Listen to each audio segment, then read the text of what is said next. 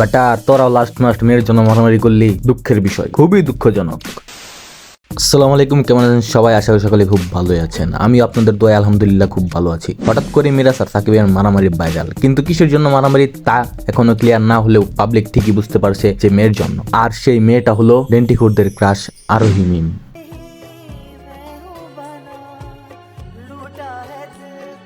মিরাজ আরোহী মিমকে ভালোবাসতো, সেটা প্র্যাঙ্কিং এর ভিডিও যারা দেখতো সবাই জানে। আর এটা তো এখন ট্রেন্ড হয়ে গেছে যে একটা ছেলে একটা মেয়ে যার সাথে কাজ করবে মানে অন্য কাজ পাইবেন না। যেমন এইসব ভিডিও করা, শর্ট ফিল্ম করা, সিনেমার জগতে নায়ক নায়িকা একসাথে একটা মুভি করলে পরের বছর ওই নায়িকা প্রেগনেন্ট। তো যারা এইসব শর্ট ফিল্ম করে তারাও সেই ট্রেনিং দিয়েই উঠতেছে। আর সেটাই মিরাজ আর আরোহীকে দেখে বুঝলাম। যাই হোক, ওদের সম্পর্ক ভালোই যাচ্ছিল, পাবলিকও বলতো ভালো জুটি, তাদের দুজনকে একসাথে মানাবে হ্যান ত্যান কত কি। তো সেই সুখের সংসারে হানা দেয় এই সাকিব নামে ছেলেটা, আর বেশ আরোহীর মাথা ঘুরে যায়, আর যার ফলে মিরাজ আর আরোহীর কাটাকাটি। এখন দিন কি রাত মিরাজ টিকটকে ভিডিও করে আরোহীকে মিন করে, আর আরোহী সাকিবের সাথে সুযোগ পাইলেই ইশক, প্রেম, ভালোবাসা।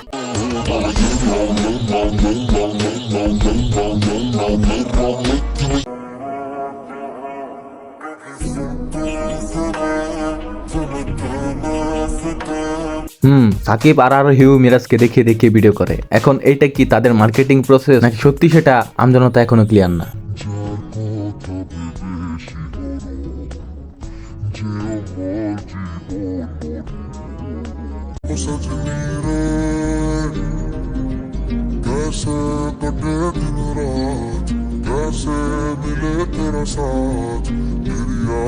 তো মিরাজ আরোহীকে মিন করে ভিডিও করার কারণে হয়তো সাকিব সেটা মেনে নিতে পারেনি, কারণ সাকিব ভাবে আরোহী যদি ইমোশনাল হয়ে আবার মিরাজের কাছে চলে যায় তাহলে তো সে আবার মিরাজের মতো দেবদাস হয়ে যাবে। আর সেই জন্য সাকিব খানের মতো নায়ক হয়ে মিরাজের শুটিং সেটে গিয়ে বলে মিরাজের সাথে নাকি তার কিছু কথা আছে, কিন্তু মিরাজ কথা বলতে ইন্টারেস্ট না, সে শুটিং রেখে যাবে না। আর কেন যাবে না, সেই জন্য সাকিব আর মিরাজের মারপিট শুরু।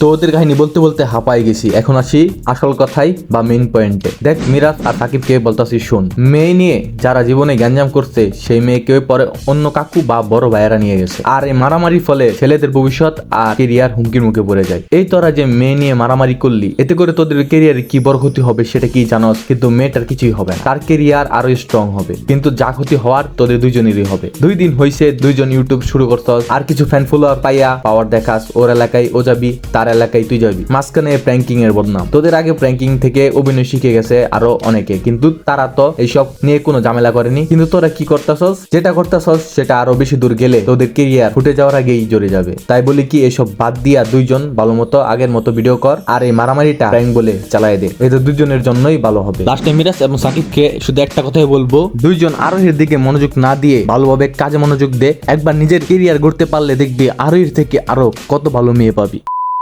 তো ভিডিওটা এই পর্যন্ত। ভিডিওটা ভালো লাগলে লাইক দিও এবং অন্যদের সাথে শেয়ার দিও এবং চ্যানেলটি সাবস্ক্রাইব করে পাশে দেখো। আর বেশি বেশি করে সাবস্ক্রাইব করো যাতে আমি একটা স্টুডিও মেক করতে পারি এবং তোমাদের সামনে ফেস ক্যামে ভিডিও করতে পারি। দেখা হবে নতুন ভিডিওতে। সবাই ভালো থাকবে, সুস্থ থাকবে। আল্লাহ হাফেজ।